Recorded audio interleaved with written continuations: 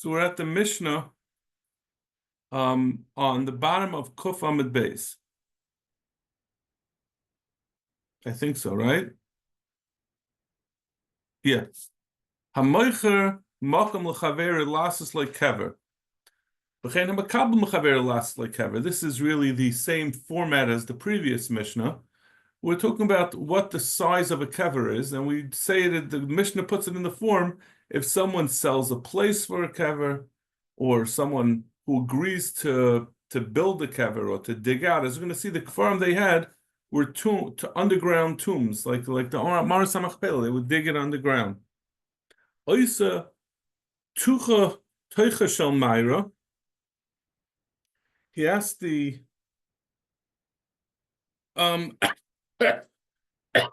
he makes the inside of the actual tomb.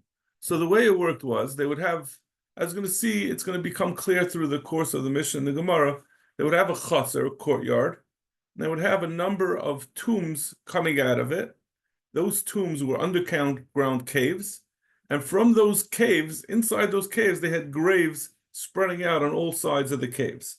So we're talking about those caves, those tombs, those basically the center of where the graves were. So that how big is that area? Dalet amas al sheish. It was 4 amas by 6 amas. Upoisach l'soicha shmeina kuchen. And each one, this tomb, this underground cave that came down from the chotzer, opened into it 8 graves. So the graves were openings in the walls, in the sides of these underground caves, of these underground tombs, where they would slip in the coffins. If you ever, when you were young, unfortunately you saw like a TV procedural, and you saw what the morgue looked like. They would have the sliding trays to go into the shelves. So that's the way they did it. They would put the mace in the coffin and slide it into the hole in the wall. So they have 8 of those surrounding the opening, the tomb. Shalosh mikan, v'shalosh mikan, 3 on the 2 sides. Remember, we said that the size of this tomb was 4 by 6. So the long way, the opening was on one of the four amma ends, and then they were stretched out 6 amas on each side. So on each side of the 6 amas, there were 3 tombs, 3 graves. And as we're going to see, the width of those graves was 1 amma. So you basically had three 1 amma graves with 1 amma of dirt in between the graves. So that equals up 3 graves with an amma in between each of them, comes out to 5. And then there was another half amma left at the end. So that gets us up to 6. So you had 3 on each side. Shalosh mikan v'shalosh mikan, v'shnayim mikanegdan. And then you had 2. We're going to see exactly what this means, right? That's 6. Then the last 2, we said there were 8 altogether, were opposite the entrance. We're opposite mikanegdan, and we say that means opposite the entrance. We're going to see what exactly that means. You're going to have 2 sheets. Either it means it was right near the entrance, on each side of the entrance, or it means on the other end, the other end of the tomb. Yeah. I'm sorry, this does mean, it means not by the entrance, it means the end opposite the entrance. So you have 3 on each side and 2 at the end. The kuchen, these graves, the place where they would slide the coffins into, archan arba amas, the length was 4 amas, v'roimon sheva, and their height was 7 tvachim, which is a little more than 1 amma, v'rochvan shisha, and their width was 6 tvachim, which is 1 amma. That was the first shita. Reb Shimon Aimer, oisa teicha shel Myra 6 amas al shmeina. He said rather than the tomb itself being 4 by 6, it was 6 by 8. So the length was 8, and the width was 6. Upaisech l'soicha shloisha eser kuch. They would have opening into it 13, rather than having 8 coffins, 8 graves opening into it, you had 13. Arba mikan va'arba mikan, 4 on each side. So again, 4 on each side with 1 amma in between, it equals up to 7. Then another half amma on each side of space on the 2 outside ones. Ushloisha mikanegdan, and 3 opposite the other end, because now we have, instead of 4 amas at the end, we had 6 amas, so you were able to have the same 5 amas, 3 amas of graves and 2 amas of space in between them, and a half on each end.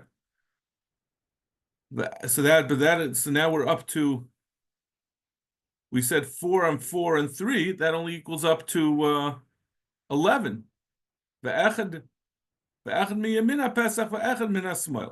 And one was on the right of the entrance, and one was on the left. We're going to see, the Gemara is going to go into great detail about exactly where these 2 extra graves were placed.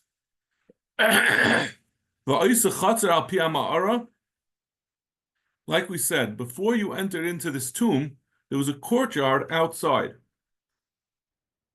You have to make a courtyard, sheish al sheish, that was 6 amas by 6 amas, kamale hamita v'kavra, in order to have enough space that people could bring in the coffin together with the mourners, with the people who are going to bury him. And this courtyard had 2 tombs. So we have this machlokes between the Tanakama and Rav Shimon, how big those tombs were. Either the tombs were, according to Rav Shimon, larger, and they had 13 kvarim going out of it. According to the Tanakama, it was a little smaller, and it had 8 kvarim going out of it. But now it's saying how many of these tombs, how many of these caves came out of the courtyard. So the Tanakam, this Tan of the Mishnah is saying, you had 2 ma'aras, 2 caves going into it. Achas mikam, achas mikam, 1 each side. Rav Shimon says, arba, la'arba ruchayseh. Rav Shimon says there were 4 sides. Each side was sheish al sheish, and you had a separate tomb going out of a separate ma'ara, a separate cave going out of all 4 sides. Rav Shimon Omer, Rav Shimon ben Gamliel Omer, hakol lefi asel. Shimon Gamliel says all these things that we said, the machlokes Rav Shimon and Tanakama, is all really irrelevant, because a lot depends on the exact consistency of the soil. If it's harder, then you could make more openings without it collapsing. If it's softer, you have to spread things out more. Zaktumara. Hani tray. So like we said, Rav Shimon says you have 13, which is coming out of this 6 by 8 ma'ara, the 6 by 8 cave, which he said it was 4, 4, and 3, which equals up to 11. But then he says that there's 13 graves coming out of it, 13 holes for burying people. Where were the last 2? So if you're saying that they go, meaning from near the entrance, that they were on either side of the entrance to this ma'ara, hakamis dashi lahu. That case, they'd be going underneath the entrance to this ma'ara was from this central courtyard, and then these graves, if they're coming by the entrance, going out from the entrance back toward where on the sides of the entrance, right? According to Rav Shimon, it was 6 wide, so the entrance was maybe 2 amas wide. So you had 2 amas on each side. You could put a coffin there, but then it would be underneath the courtyard, and people would always be walking over the kvarim. And it's not bakavadik to have a set. You're allowed to walk over a kever as walking over, but you don't have it underneath a place that's going to be consistently used. Visu. In addition, hatnan chatzar hakever aimed b'saychay tar. In the chatzar hakever, someone who stands on it is going to be tar, and if there are kfarim underneath, how could you be tar in the chatzar? So it must be that the assumption is And it's obviously a problem according to Rosh that you have on all four sides. How do you get to it? So it must be so the person was carried in a closed box, like they used to do with the child kahanim who were doing the avodah of the para aduma. There was ways to bring them in, and then they would bring them into the chutzner. And obviously, if they're tar in that chutzner, it must be there's nothing directly underneath. Amru Yosef bar Chanina. So Rabbi Yosef bar Chanina gives the teretz. The avid lahu k'min nagar. He says what they did was they would, rather than going out back toward the entrance, they would make a hole in the floor of this ma'ara and would go straight down, and they would bury the person basically in a vertical position. They put the coffin in vertically. Track the Gemara of Amar Rabbi Yochanan. Kuras chamayim huzu. We don't. That's not the way Jews bury. We don't bury like that. That's the way Chas v'shalom you bury an animal. You don't bury a yid like that. Zakt Gemara. The Rabbi Yochanan the avalu v'keren zavis.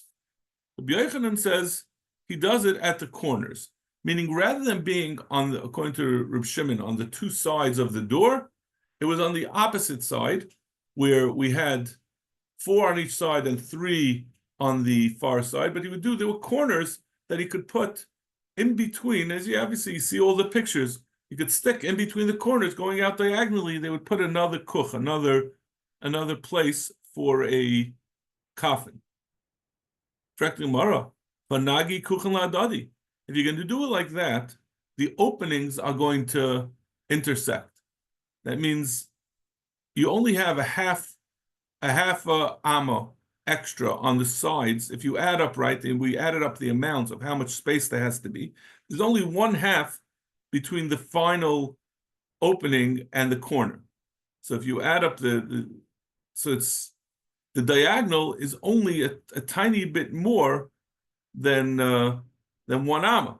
If you're going to cut it open, there's not going to be enough dirt in between to sustain the openings between the kfarim. So therefore, it wouldn't stick. It wouldn't stay. So you're going to end up mixing together, and it's not bakovidik. You're going to have collapsing holes for the kfarim. Amar of Ashi. So Rav Ashi says b'mamek. There's a way to get around this. Instead of doing all of the holes where you're going to place the coffins in, like we said, the height. What was the height that we said? Baroiman Sheva. The height was 7. What do we say? Did Rosh Shimon say the same thing?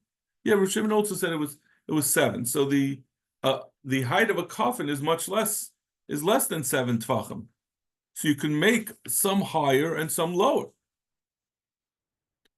So that way, the one coming out of the corner will not intersect with the two, the one coming out of the width of the ma'ara and the ones coming out of the length, because you put it at a different level, a different height level. And he says, the Eloi Teimahachi, I'll bring you a raya that it has to be that you put them at different levels. Arba ma'aris lo Shimon hechi avilu. How could you have 4 ma'aris, 4 caves coming out of the 4 sides of this chutzner? The chutzner we said was 6 by 6, and the ma'ara itself, each ma'ara was 6 feet, was 6 amas wide. So, and they have then the coffins extending out. So you're going to have overlap, right? If you have 2 ma'aris that are the full width of the courtyard, and then you have from the sides of each one sticking out a coffin, a kuch, a kever that holds a coffin, which we said I think was 4 amas long. So there's going to be, obviously in the corners, there's going to be overlap. Hakanagai kuchen ladadi. The different graves will intersect. Elabamayim. Elamayim must be that there has to be that some of the graves were dug into the wall at a different height. So some were higher and some were lower, and that's the way so they could intersect. They would be perpendicular to one another, but at different heights. So hachanami b'mamek. We're going to have the same way we deal with the intersection of the the kuchen, the graves on the sides of the ma'ara, will also deal with having the holes on the corners, according to Reb Shimon, that they're going to be at a different height than the ones on the sides of the ma'ara. Rav Huna Breder of Yeshua Ama, Arba Ma'aris Lo Shimon the Avadlu Hu Ki Charusa. He says a different teretz. That's not a raya. It doesn't. We don't have to address the problem of how come you don't have intersecting kuchen, you don't have intersecting kvarim or graves, according to Rav Shimon, from the different ma'aros, because the graves coming out of the sides of the ma'aros were not perpendicular to the ma'ara. They were coming out diagonally, like a palm frond, charusa. So instead of them intersecting, they would both come out at a basically at a 45-degree angle, and therefore you were able to fit 4 on each side without them intersecting. The 4 from the 2 separate maris, instead of coming out 90-degree angles and intersecting, they would come out at a diagonal from the wall, and then they would just go. They wouldn't hit each other at all.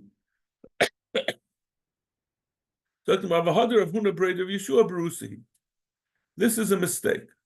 Why is it? Michti. Kol amsa b'ribuya amsa utrei chomshi. We use as a rough estimate, we say every amma, when you make it square it off and you make it a diagonal, the diagonal is going to come out to 1 2/5. Right? So each amma of the side of a triangle equals up to 1 2/5 in the diagonal of the triangle. Kama havilahu chad sari v'chumsha kuchen. So if you add together all of the these graves,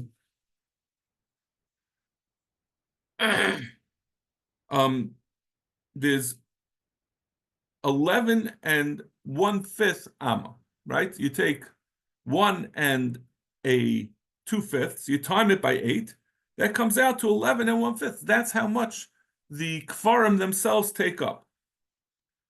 Kama havna, and how much room is there between the 2 ma'aris? I'm sorry, how many kuchen are there? Tamne, 8. Tamne b'chad sar v'chumsha heichim mishkachasla. How can you make 8 kuchen in 11 1/5 amas? Since so we measured the sides of the ma'aris according to Reb Shimon was 8. So you take 8 and you figure out the diagonal between that 8, and that comes out to 11 1/5. And you're trying to fit 8 kuchen into that space, but you have to have 1 amma in between each kuch in order that they don't collapse into each other. So it's impossible for the 8 kuchen to fit into that in such a small space. So you could have also asked that it wouldn't fit on the wall itself. But Rashbam says that would have been, to me, that was a simpler way of approaching it, but this is the way the Gemara asked the question. So Tam the B'chad Sir V'chumsha Heichim Mishkachasla. Elohad Ravuna Breder Yeshua Berusahi. So this suggestion that the Kfarim were coming out at an angle is a mistake. The Iba Yisema, another way of answering the question, how do you have these corner what do you call them? The corner kfarim coming out, as well as the perpendicular kfarim coming out of the ma'aris and not intersecting with each other. We're talking about nephilim. We're talking about infant fetuses that were stillborn, that need a very small cover. Hachanam even nefili. That's the way we'll understand it, that they were these very small kfarim, and therefore they were narrower than the typical kever. So therefore they were able to fit into the corner without collapsing the ones on the side. And they were shorter They were just very, very small openings. And the same thing, they would make sure that the intersecting kfarim on the corners were for the smaller kfarim. Okay, we'll stop over here and we'll continue Be'ez Hashem on Matzah Shabbos. We'll continue with the next sugya. Thank you so much. Good Good to everyone.